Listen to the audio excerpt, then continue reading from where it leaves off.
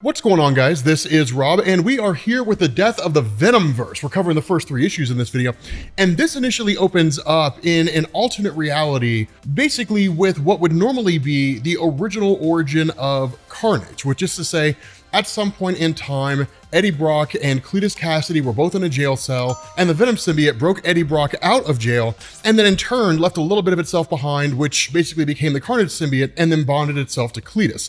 The difference here is that the Carnage symbiote emerges and then kills Eddie Brock and then leaves Cletus behind. So, what's going on here? So for those of you guys who have not been following Carnage up to this point, one thing to know is that the Carnage symbiote does not have a host at the moment. That in the main Marvel universe, it is normally bonded to Cletus Cassidy, but it's kind of out there doing its own thing. Not only that, it's been consolidating a massive amount of power. So what it's doing now is literally hopping through the multiverse and killing every version of Venom that it could possibly find. And so what this does is this transitions to another reality, and we pick up with ANY from Earth 1051. Now, for those of you guys who aren't familiar with that, Earth 1051 was a universe where basically Eddie Brock's son Dylan, and there's a whole history behind this, which you can find a link to that playlist at the end of this video, that Dylan Brock's son had effectively become like this uber symbiote and basically killed all the superheroes on Earth and then replaced them with symbiote duplicates. Anne comes from that reality, and she was one of the very last few humans that was left alive that was actually trying to work against Dylan in that universe. Ultimately, he was defeated, and so what you have now is what's called the Venom Core, if you want to refer to it that way. But essentially, they're on the hunt for Cletus across the multiverse. So we're kind of picking up in the middle of his murderous rampage across all of existence with regards to these different Venoms. And as they're making their way through here, what we get is a kind of flashback battle, where you had Carnage facing off against this reality's version of Laura Kinney, X-23, who had the Venom symbiote. And Carnage was able to take her out with a quickness. Not only that, there was also an instance where Ant-Man in this universe had also had the Venom symbiote, or potentially in an alternate reality had the Venom symbiote.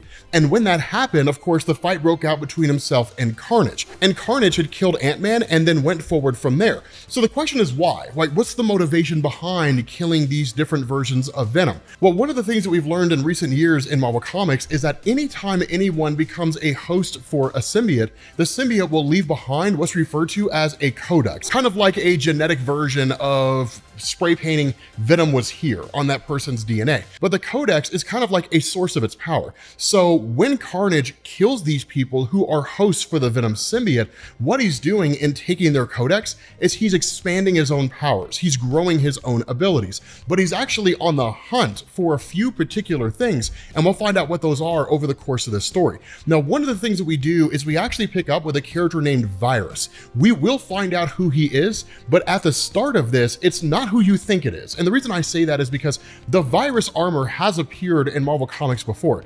In years past, it belonged to Matt Gargan, also known as the Scorpion, but he's long since lost it, right? There's actually somebody else in the suit of armor. One of the reasons why you see like all the band-aids and tape and stuff like that is because the armor was basically destroyed and now it's kind of been recreated again. But the forces of Anne and her group are just like traveling from one place to the next. Now, this takes us to a reality where Carnage comes across Mania. Now, Mania is a really, really cool character in Marvel. In more recent years, she's a character named Scream, who's also kind of like an anti-Venom character. We'll talk about what that means later on in the video. But in this reality, she's still simply just Mania, which is to say she's based more off the Venom symbiote than the Carnage symbiote. Now, under any normal circumstance, this would not really be a significant thing. But as you guys will notice, there's this kind of mark on the chest of Mania. There's a reason she has that. And in fact, it's actually going to amplify Carnage's powers to a huge level as time goes on. And so what ends up happening is that in the fight between Carnage and Mania, of course, the forces of ANY show up and they do what they can where they can. But the reality is that this is not simply just the Carnage symbiote that we traditionally know from the main Marvel universe. He's way more powerful than he used to be. And so what they do is they kind of grab Andy Benton, right? They grab Mania in this alternate universe and then kind of lure Carnage into a little bit of a trap. And when he gets to that location, and brings in the rest of her forces, right? Agent Spider-Man from Earth 1051, Agent Deadpool from 1051, and Agent Hawkeye from 1051. One of the things to realize is there's no human element to these guys. They're all 100% symbiote, right? Like the human part is gone. But the funny thing here is that it's child's play for Carnage to take these guys out. That's just how powerful he is now. He takes these dudes out with the greatest of ease. But Mania, ever the reckless character, jumps in, goes to fight Carnage, and is immediately killed. And what that does when he basically takes her codex, he also absorbs the artifact on her chest, which is a hellmark. Now, the reason why this matters is because in Marvel Comics, a hellmark is basically a mark given to a person that could potentially become a Helllord at some point in the future, but it's most commonly bestowed on people by Mephisto. Now, does this mean that, essentially Carnage is now Ghost Rider? No, but what it does mean is that one of the 3 traditional weaknesses that symbiotes have, he's now immune to. The power of fire, that he can no longer be harmed by fire in any form. Not only that, because he has the Hellmark, he can actually summon demons, which is pretty crazy, right? Because basically Carnage has become a Hell Lord now. It's kind of nuts. And so the only thing they can really do is just like get out of there as fast as they can, because now being able to channel the power of fire, he's way more of a match for any of these symbiotes than he ever was before. And so that's when we get to the second thing that Carnage is trying to attain, which is the ability to manipulate electricity. And this comes by way of a reality that he ends up in, where you have what's known as the Symbiote Six. In effect, the Sinister Six, all of whom have been venomized, right? Dr. Octopus, Kraven the Hunter, and Rhino, and of course, Electro. And so initially the fight here is actually kind of interesting in the sense that they keep Carnage on the ropes just because there's like 6 of them and 1 of Carnage. So even despite all the abilities that he has, facing off against traditional villains is no small thing, because villains don't hold back the same way that heroes do. And so because of this, it makes them incredibly deadly to someone like Carnage. But the funny thing is that because of the power of the Hellmark, he summons his own demonic forces that are able to go against the Symbiote Six. And that's when Ann's forces jump in, because in monitoring this entire conflict, they come to the realization this is one of the best chances they would have, right? That it'd be very easy in all the distraction and all the chaos that Carnage wouldn't necessarily be paying attention, and it would be relatively easy to take him out. In fact, the exact opposite happens, that in all of this chaos and pandemonium, they underestimate what Carnage is capable of, and that by using the full totality of his symbiote's powers at this point in time, tendrils go in every direction and virtually everybody is ripped to pieces. The only way that the forces of ANY are able to make it out in the face of pretty much all the members of the Symbiote Six that are destroyed is that one of them is able to use sonics, and that when that happens, it forces him to retreat, but not before he was able to take the codex of Electro, which means now the Carnage symbiote is immune to electricity and he's immune to fire. Now the question has to be asked, why in the world is he tracking down all these different abilities, right? These immunities? Well, one, we know that this is leading to like a massive fight between what is essentially the main Marvel Universe version of Eddie Brock, who's kind of like the antithesis of the Beyonders. He's this ridiculously powerful character, and like Carnage itself. But we're actually going to see the return of a very familiar face in Marvel Comics, which is a showdown for the ages, given like the level of power that Carnage has. Null the Symbiote God is coming back, and it's gonna be dope. It's gonna be so amazing, right? Summer of the Symbiotes, man. It's really, really cool. And so following this, of course, with him jumping into this new reality, he ends up coming across a fight between Shriek and a guy named Chaos Engine. Now, Chaos Engine is the one that actually has the Venom symbiote. Shriek herself is similar to the main Marvel Universe version, but the reality here is that the Carnage that she recognizes here is not the Carnage that she knows, but she doesn't recognize the difference, that when you have Carnage who shows up here, ANY and her forces show up here yet again. Now, this is not designed to be like some kind of time skip or anything like that. One of the things that's happening is that as soon as Carnage jumps to a different reality, they immediately chase after him. Because the big concern here is that every single time Carnage kills a Venom symbiote, whose powers he can absorb, he becomes more powerful. For the other symbiotes that don't really have a level of power that he's particularly chasing after, that in reality, it's just him kind of honing his fighting abilities. But with every Venom he kills, he becomes stronger. So they're constantly chasing after this guy. There is no reprieve. There's no momentary break. It's no like, okay, well, after this fight with Carnage, let's all go get dinner at the Sizzler. That's not what's happening here.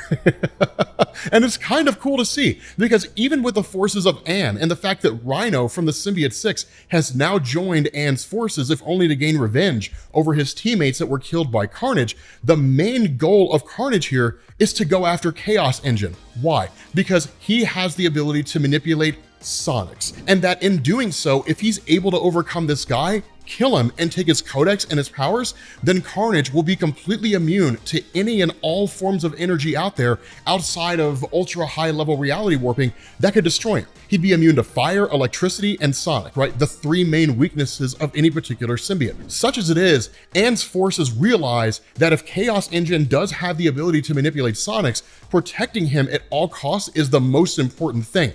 And that ultimately they open a portal and they essentially jump away. And so because of this, Ann starts to realize that having Venom symbiotes on their side is okay, right? It is a pretty nifty thing to have, but in reality, Carnage is just way more powerful than they are. So what she needs is somebody out there that has the ability to destroy Venom symbiotes. What she ends up doing is traveling to the main Marvel universe and going to find Scream, the main Marvel universe version of Andy Benton, also known as AntiVenom. Because for those of you guys who are not familiar with AntiVenom in Marvel Comics, it's literally the antithesis of Venom. That AntiVenom has the ability to destroy any and all traces of the Venom symbiote within any one particular person. Not only that, AntiVenom has the ability to like cure people of illnesses. For example, like in the main Marvel Comics, AntiVenom almost siphoned Peter Parker's radioactive blood out of his body, right? Like cleaned him of his spider powers, that if it had been successful, he would have lost his ability to be Spider-Man.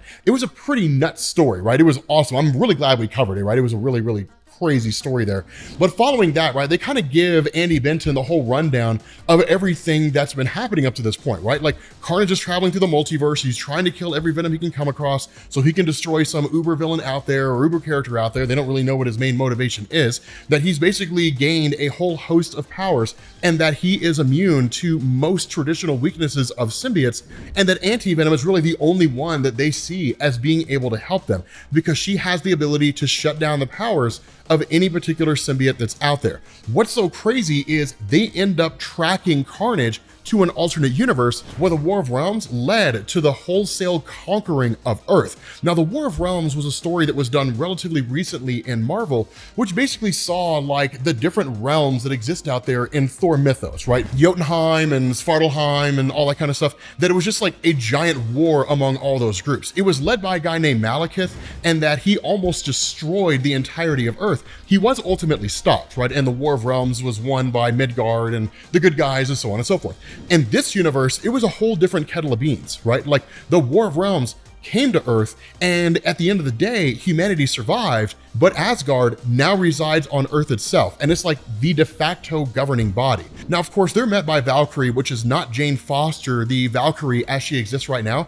It's actually the daughter of Brunhild, the original Valkyrie in Marvel Comics. When I say original, I mean like original, right? Like the one who was on the Defenders way back in like the 70s and 80s in Marvel Comics, like OG Valkyrie in Marvel. Brunhild was cool, right? She was one of those super underrated characters. But of course, as you would expect in the middle of all this, Carnage shows up and Carnage starts attacking everybody. And that Chaos Engine is one of like the few people who can hold him at bay by firing off sonic energy. But lest we forget, yes, Carnage is vulnerable to sonics, but Carnage always learns after every conflict he's engaged in, which means he knows how to bob and weave and dodge the powers of Chaos Engine, right? He's not immune to it, but he does know how to get around it. And so that's kind of the funny thing, because what ends up happening here is that Andy Benton, right, Scream, ends up manifesting and bringing in other versions of AntiVenom, and they initially go after Carnage. And for a moment, it looks like she's gonna get the upper hand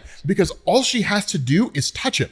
That's the only thing she has to do. What she doesn't realize here is that he does not have a host. So there's nobody to suck any of this stuff off of, right? Like there's no one to quote unquote cure. That we don't know exactly what would happen if Scream got her hands on a symbiote with no host and tried to cure it, right? Tried to basically discorporate it or eliminate it. Would she successfully be able to destroy Carnage? And so in the midst of all of this, and because all these Venom symbiotes are weak to fire, he conjures the Hellmark, manifests a boatload of hellfire in order to keep them at bay, and then uses it as a distraction to start taking out these different characters. Then he targets Virus. And what we end up finding out here is that Virus is actually Dylan Brock from the Earth 1051 universe, the guy that basically became a villain and then took over the entirety of Earth, only to change his ways and go back to being a good guy.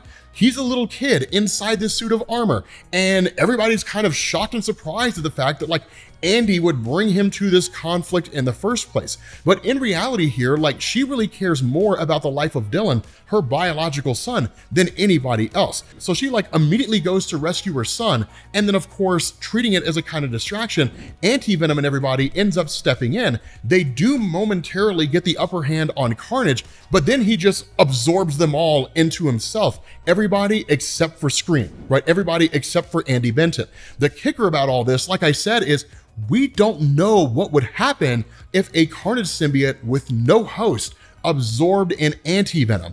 And so literally these guys are bursting out of him. But this is only 3 issues in. So I have to believe this was actually one of the worst choices they could have made by allowing him to absorb AntiVenom, because now it means he can literally just touch a Venom symbiote, strip them of their abilities, take their codex, and walk away. It actually makes it infinitely easier for him to do what he's been doing so far. With that being said, guys, we're gonna bring this to an end. If you guys need to get caught up on Carnage, make sure you guys click this link to the playlist, and I will catch you all later.